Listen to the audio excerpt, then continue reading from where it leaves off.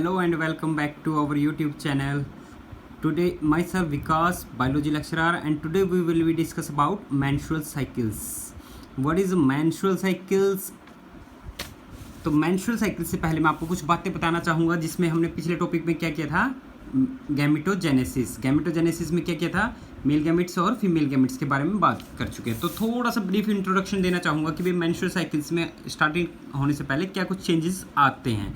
तो जैसा कि आपको पता है पिट्यूटरी ग्लैंड जो हमारे ब्रेन में पिट्यूटरी ग्लैंड क्या होती है, मास्टर ग्लैंड कहलाती है और ये सभी कंप्लीट बॉडी पार्ट्स को क्या करती है, कंट्रोल करती है। लेकिन पिट्यूटरी ग्लैंड को भी कौन कंट्रोल करता था, हाइपोथैलेमस।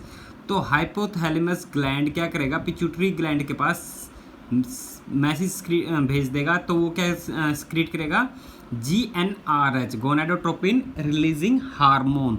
और वो ही hormones with the help of bloods के द्वारा, इन ब्लड वेसल्स के द्वारा क्या हो जाएंगी, ओवरीज तक पहुंच जाती है। फिर क्या करेगा, जो हार्मोन्स है तो ये क्या करेंगे, एक तो फॉलिकुलर स्टेज वाला होती है और एक ल्यूटियल फेज।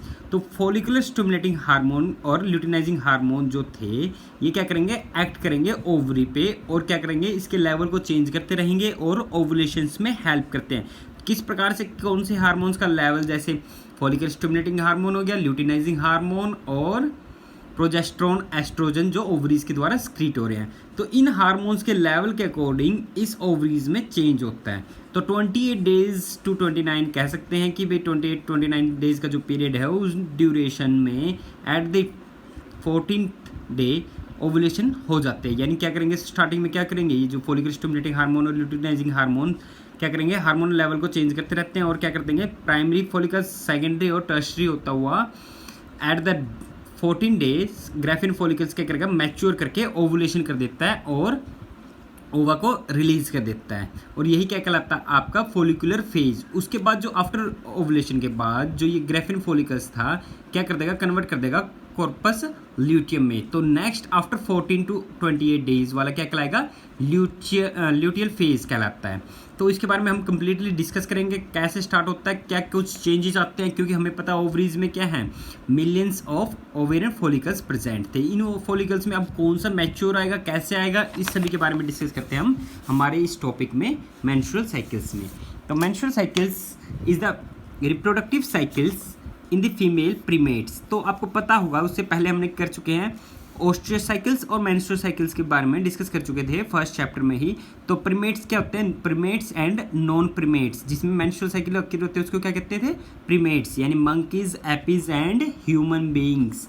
तो is called menstrual cycles. And non primates में क्या कहते हैं, जैसे अदर ऑर्गेनिज्म हो गए, जैसे सीजनल ब्रीडर होते हैं, डॉग्स एटसेट्रा। तो ये क्या करते हैं, सीजनल ब्रीडर होते हैं, तो ये क्या कहलाते हैं, नॉन प्रीमेट्स। यानी इसमें कौन सा साइकिल ओके होते हैं, oestrous cycles.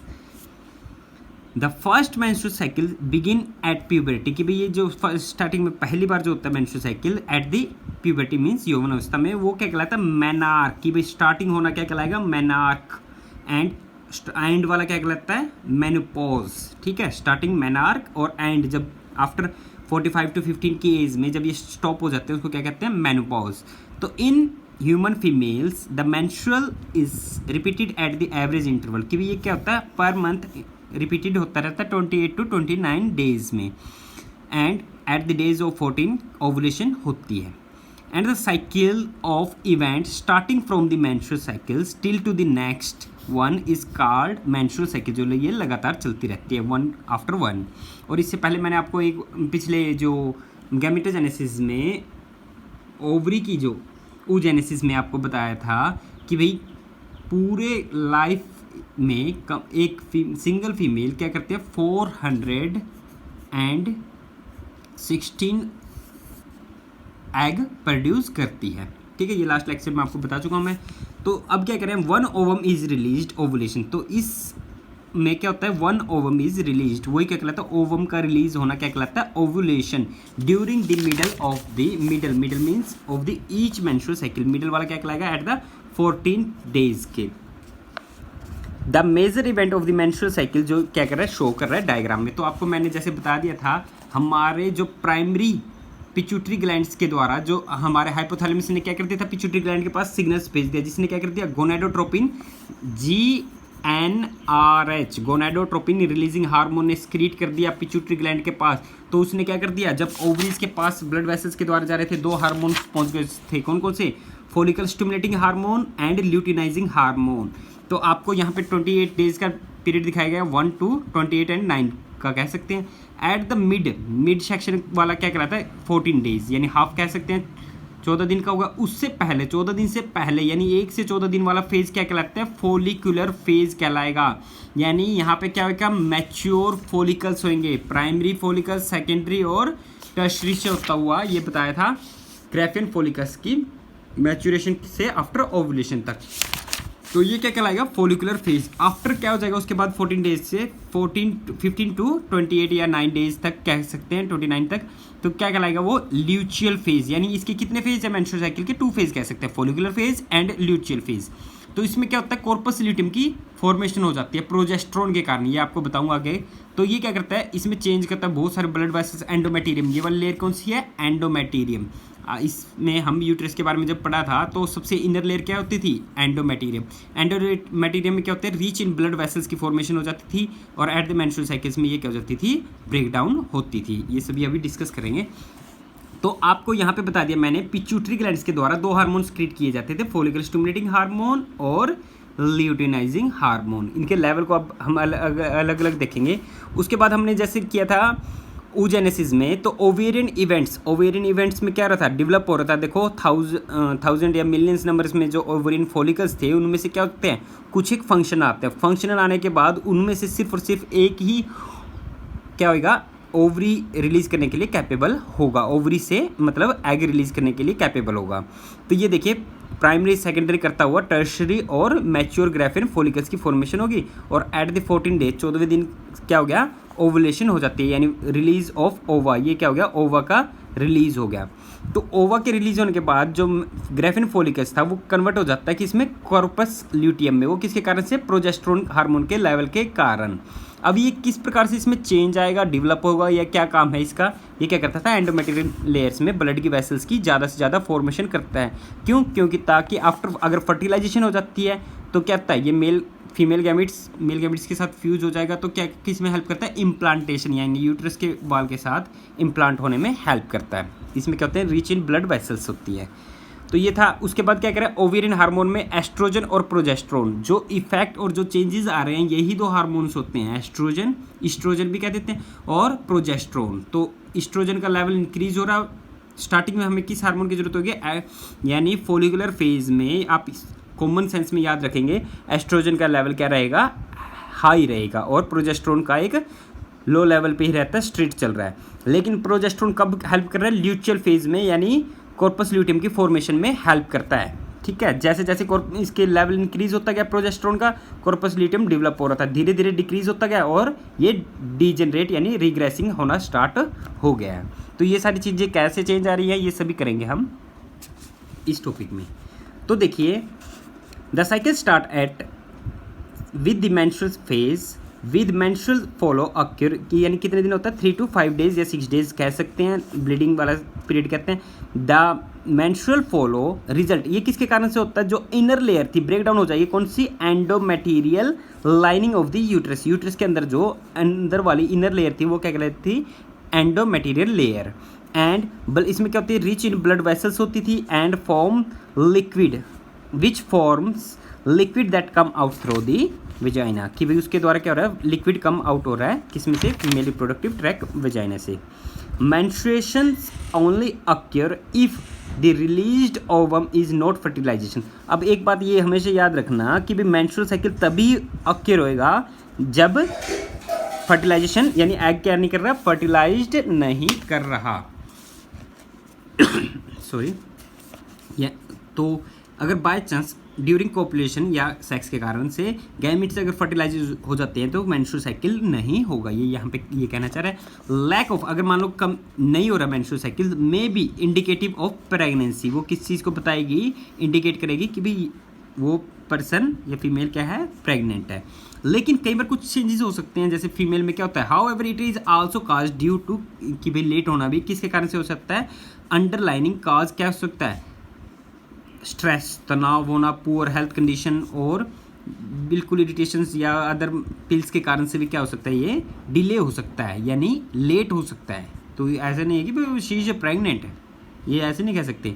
During this phase the primary follicles, अब देखो यहाँ पे आ गया, जैसे हमने ओजेनेसिस के बारे में पढ़ा था। तो देखो सबसे पहले बहुत सारे, मैंने पहले भी बताया कि भाई एक ओवरी के अंदर बहुत सारे प्राइमरी फॉलिकल्स प्रेजेंट थे मिलियंस नंबर में। फिर उनमें से सिर्फ कुछ एक क्या जाते हैं फंक्शनल आएंगे, कुछ एक फंक्शनल आएंगे, लेकिन उनमें से एक ओवुलेशन करेगा। तो primary follicles in ovaries grow to become fully mature graafian follicles. यहाँ पे इसने डायरेक्टली बता दिया इस बुक में कि भाई ये क्या कर रहा है, प्राइमरी फॉलिकल्स, सेकेंडरी और टर्शरी फॉलिकल्स की फॉर्मेशन हो रही थी ना जैसे, फिर फाइनली क्या बन रहा था, ग्राफिन फॉलिकल्स की। ये सारे अलग अलग फेज होते हैं, लेकिन इतने सारे से कुछ एक जो फॉर्मेशन हो रही थी, लेकिन एक ही क्या करेगा, मैच्योर होके ओवुलेशन करेगा। And simultaneously the endometrium of the uterus regenerate through the proliferation, वो क्या हो सकती है, खत्म हो सकती है। क्यों? क्योंकि this change in ovary and uterus is induced by change in the level of pituitary and ovarian hormone. कि भाई ये चेंज किसके कारण से आ रहा है, ये दो हार्मोन जो बताए थे, पिट्यूटरी वाले और ओवेरियन वाले। ये क्या है, ओवेरियन इवेंट्स के लिए बता रहे कि ओवरी में क्या कुछ चेंज आएगा, ओवरी के अंदर किस प्रकार से ये डेवलप हो रहे थे। और ये क्या, pituitary gland, follicle stimulating hormone और ल्यूटिनाइजिंग हार्मोन, और ओवेरियन हार्मोन कौन से, एस्ट्रोजन और प्रोजेस्टेरोन के चेंजेस के कारण से आ रहा है। तो देखो द सिक्रीशन ऑफ GnRH जो आपको बताया था, गोनाडोट्रोपिन रिलीजिंग हार्मोन, और लिख देना आप, यानी दो हार्मोन कौन कौन से हैं, ल्यूटिनाइजिंग हार्मोन और फॉलिकल स्टिमुलेटिंग हार्मोन। तो यहाँ पे आपको यही याद रखना है, ल्यूटिनाइजिंग हार्मोन जो एट द 14 डेज यानी फॉलिकुलर फेज में क्या होता है, पीक लेवल पे होता है। एट द 13वें-14वें दिन क्या होता है, ये क्या होता है, ये आ जाएगा पीक, ये भी क्या हो जाएगा, हाईएस्ट ग्रोथ कर जाएगा।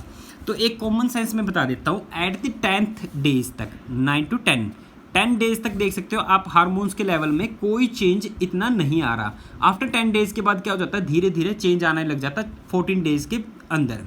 11वें, 12वें और 13वें, 14वें दिन क्या हो जाता है, ये सभी पीक लेवल पे जाते हैं। किसको छोड़ के, सिर्फ और सिर्फ प्रोजेस्ट्रोन। आपको मैंने पहले बता रहा हूँ, प्रोजेस्ट्रोन कभी भी फॉलिकुलर फेज पे राइज नहीं होएगा। आपको ये याद रखना, प्रोजेस्ट्रोन हमेशा किस में होएगा, ल्यूचियल फेज में। ल्यूचियल फेज जो कॉर्पस ल्यूटियम के फॉर्मेशन में हेल्प करता है। एक ये कॉमन माइंड में डालो ये बात।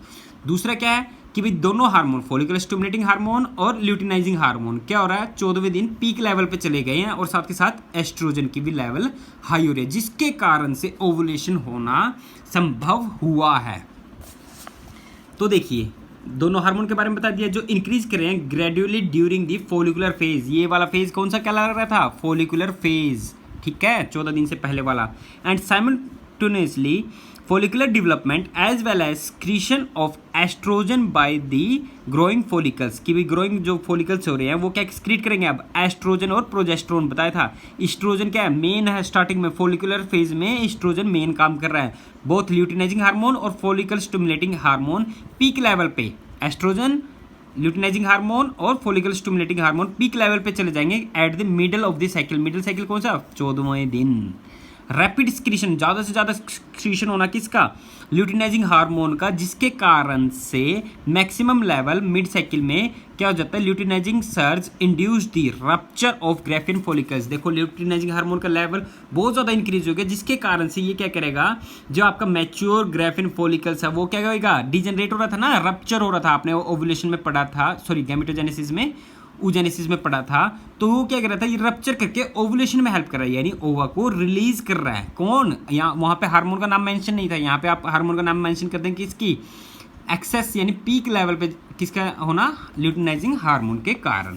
During which the remaining part of graphene follicle transport, अब जो बचाव हुआ जो ग्राफिन फॉलिकल्स वाला पार्ट है वो किस में कन्वर्ट हो जाएगा, यानी चेंज हो जाएगा किस में, कॉर्पस ल्यूटियम में। ये बात याद रखना, ओवुलेशन में ओवा अलग आ चुका है, और ये जो बचा था ग्राफिन फॉलिकल्स वाला वो किस में डेवलप हो गया, कॉर्पस ल्यूटियम में। अब मैंने आपको ये बता दिया है, अब लेवल किसका इंक्रीज होगा, कॉर्पस ल्यूटियम को डेवलप करने में कौन सा हेल्प कर रहा है, सिर्फ एकमात्र अकेला ये हार्मोन जो प्रोजेस्ट्रोन है, और इन सभी के लेवल क्या हो जाएंगे, अब धीरे धीरे डिक्रीज होने शुरू हो जाते हैं, देख लीजिए।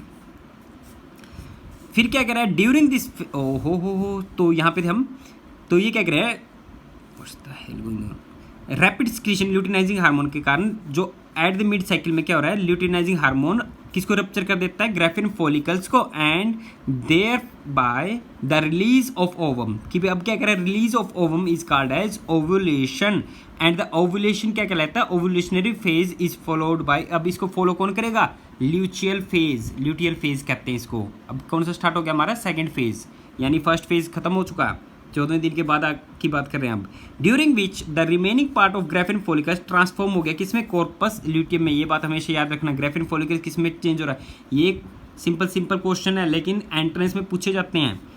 कॉर्पस ल्यूटियम स्क्रीट करता है लार्ज अमाउंट में क्या, प्रोजेस्ट्रोन, ये मैं 3-4 बार बता चुका हूँ, प्रोजेस्ट्रोन स्क्रीट कर रहा है कौन, कॉर्पस ल्यूटियम, यानी ल्यूटियल फेज में प्रोजेस्ट्रोन का लेवल इंक्रीज होगा, ये हो गया ना increase, which is essential for maintenance of. अभी ये जो प्रोजेस्ट्रोन है आप कॉमन सेंस में देख सकते हैं, ये यूट्रस की वाल है। अब पहले क्या थी, फोलिकुलर फेज में धीरे धीरे धीरे धीरे धीरे धीरे जाके क्या हो रही है, इंक्रीज, एट द 14 डेज में क्या होगी, इंक्रीज हो चुकी है, ओवुलेशन हो चुका है।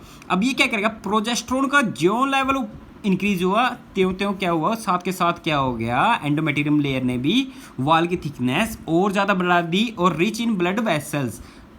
तो क्यों हुई ये, क्योंकि देखो अगर बाय चांस फर्टिलाइजेशन होती है तो मेल और फीमेल गैमेट्स फ्यूज होकर जाइगोट बनाएंगे, जाइगोट के बाद एम्ब्रियो जो बनेगा इम्प्लांट होगा ना, तो इन ब्लड वेसल्स से उसमें न्यूट्रिशन लेने के लिए ये सारी चीज़ें, बहुत सारी जो प्रोसेस होती हैं, तो वो सारी चीज़ें कहाँ से होंगी, एक्सचेंज होना गैसेस का, न्यूट्रिशन का, ये सारी चीज़ किससे होगी, इन ब्लड वेसल्स जो एंडोमेट्रियम लेयर प्रोवाइड करती है।